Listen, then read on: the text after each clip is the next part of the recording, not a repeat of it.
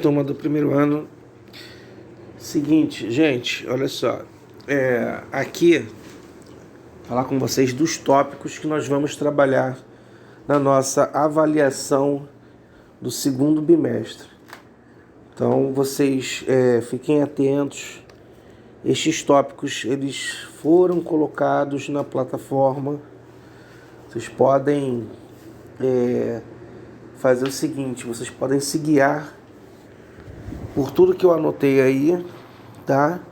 E presta atenção em tudo que eu falar aqui, para que vocês tenham uma excelente avaliação. Ok, deixa eu aumentar aqui para vocês enxergarem melhor a revisão para a prova, ok? Então, ó, tudo que nós vamos trabalhar está no livro de vocês, no livro da Max, esse caderno 2 aí, do início até o final, tá? São 4 unidades e nós vamos trabalhar as 4 unidades. A primeira unidade nós trabalhamos aí, ó, com modal verbs, ok? Modal verbs, no caso aqui, aí, isso aqui, dentro desse conteúdo, tem logo no início uma tabela, né, de cada modal verb. Não são muitos, são poucos. Então ali cada um tem assim, fala sobre a ideia que cada um transmite. Então vocês vão olhar essa tabela aqui, tá? A tabela não é grande, ela pega um pedacinho da 124 e é outro pedacinho da página 125. Ela no final da 124 e início da 125.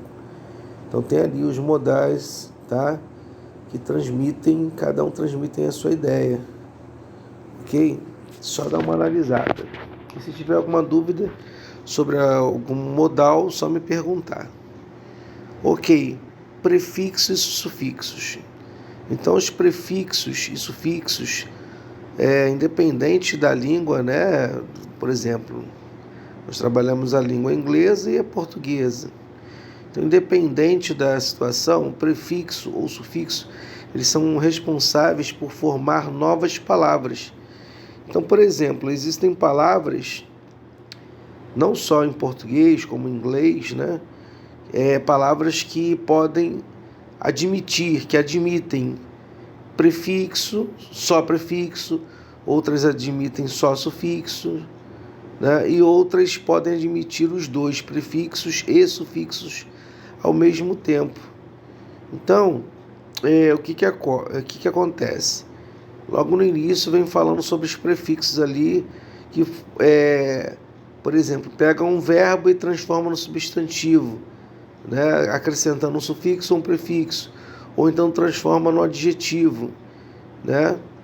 E aí nós temos uma noção dessa mudança logo no início aí da segunda unidade, que fala sobre esse assunto, ok?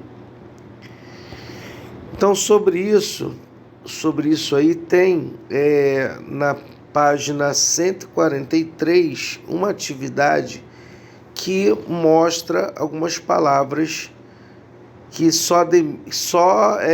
no caso, admitem, só podem levar prefixo ou só sufixo, e palavras que têm os dois, o prefixo e o sufixo, ok? Aí vocês vão dar uma olhada aqui na atividade número 2. Isso aqui foi trabalhado, eu passei na plataforma, corrigi, mandei gabarito, tá? Para quem acompanhou, tem isso lá na plataforma, tá? Ah, professor, eu queria ver isso aqui mais aprofundadamente. Logo no início da unidade que fala sobre prefixo e sufixo, na unidade 2, dá uma olhadinha que lá tem, tá? Então, nem toda palavra vai ter sufixo e prefixo ao mesmo tempo. Algumas palavras vão ter um ou outro.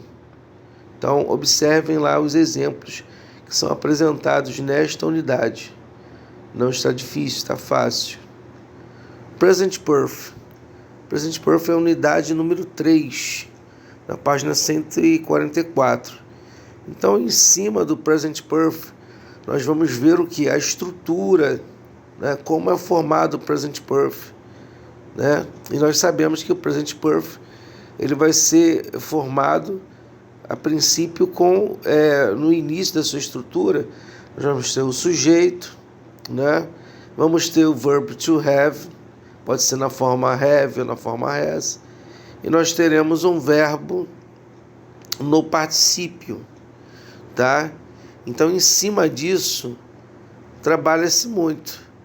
Trabalha-se a forma negativa, trabalha-se a forma interrogativa, trabalha-se, por exemplo, as pessoas do discurso.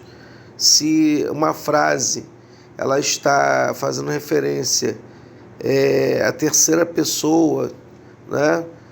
A estrutura vai começar com has e não com have. Se não for a terceira pessoa do singular, vai ser have.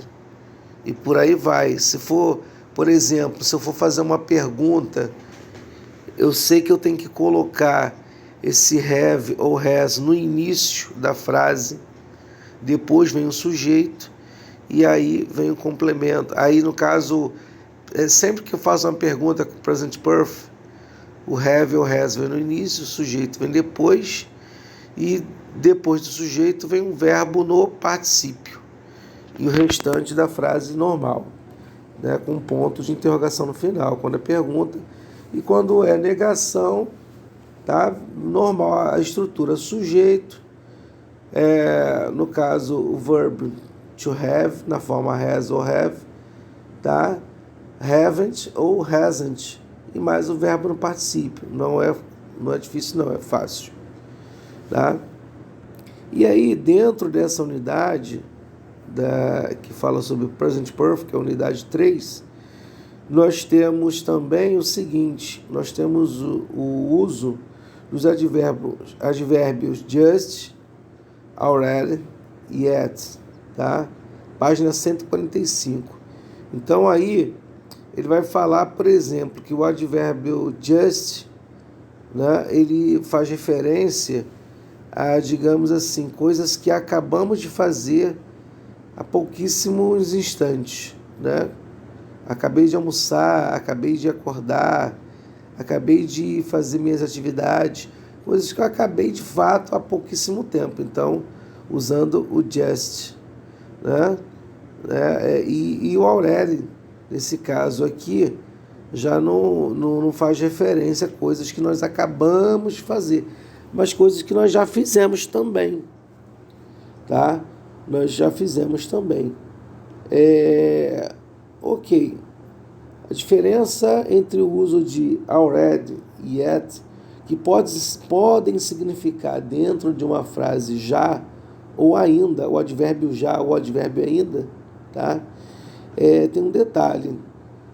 Vamos lá. Toda vez que eu uso already, tá? Ou just, aí eu volto a falar do just, né? Toda vez que eu falo destes advérbios, eles ficam no meio da estrutura do present perfect, tá? Vai ficar exatamente no meio. Por exemplo, eu vou começar com a frase com sujeito, verb to have, aí depois vem o already ou just, e em seguida vem um verbo no particípio, que está sendo utilizado na estrutura. Tá, e no caso, tanto o just quanto o already, eles virão no meio da estrutura, né? Nas formas afirmativas das frases. Agora, se eu vou fazer uma frase que eu quero falar sobre já ou ainda, usando o advérbio já ou ainda, né? Com essa significação, se for na forma negativa ou na forma interrogativa, eu só posso usar yet e no final da frase, tá? Qualquer frase que eu vá usar o yet, eu vou usar, só para relembrar, na frase, nas perguntas e nas negações, no final da frase, sempre assim, tá? Você está na página 145, só olhar lá que vocês vão achar exatamente esta explicação mais aprofundada do que estou falando. Tá, aí tem as preposições que também são trabalhadas no present perfect, na unidade 3, tá? For and since, preposições aí que auxiliam na indicação de tempo, página 146. O que acontece? For e since são usados em situações específicas, Quando eu quero falar que alguma coisa aconteceu durante um tempo, eu uso for. Quando eu quero usar a preposição, quando eu quero falar sobre alguma coisa que aconteceu desde um tempo, né, até o tempo atual, eu uso since. Então tem que ficar ligado. Ah, professor, e os exemplos? Isso, exemplos de uso de for since, para ninguém ficar perdido. Vocês vão ver algumas frases lá, ó, na página 146, tá? Exemplos de uso de since e for. Última unidade, unidade 4, nós vamos ver aqui a estrutura do Present Perfect Continuous. Unidade 4, página 154. Então, nesta estrutura, nós vamos trabalhar aí Present Perfect Continuous, né, falando sobre a ideia do que já aconteceu, tá? Usando o contínuo, ok? Então, essa estrutura aí, só para relembrar, né, ela vai ter aí o verbo to have, certo? Na forma have ou has. Aí vai ter o particípio do verbo to be na forma been, tá? Have been. Vai ser, ó, sujeito, have been, e o verbo no particípio. Então a estrutura não é difícil, tá? Sujeito, verbo to have, depois no caso have, I been, e o verbo particípio, 3 coisinhas assim. Na verdade são 4, né? Primeiro vem o sujeito, na forma afirmativa, né? Primeiro vem o sujeito, depois have, depois been, e depois o verbo no particípio. Não é difícil. Dá uma olhada aí na página 154, que é da unidade 4. E aí, havendo alguma dúvida em relação à estruturação, tá? É só falar comigo, só, né, perguntar aqui no horário da nossa aula aqui o que vocês não entenderam, ok? Então, gente, é isso aí. Bons estudos a todos, certo? E uma excelente avaliação aí no dia da prova de vocês. E até mais.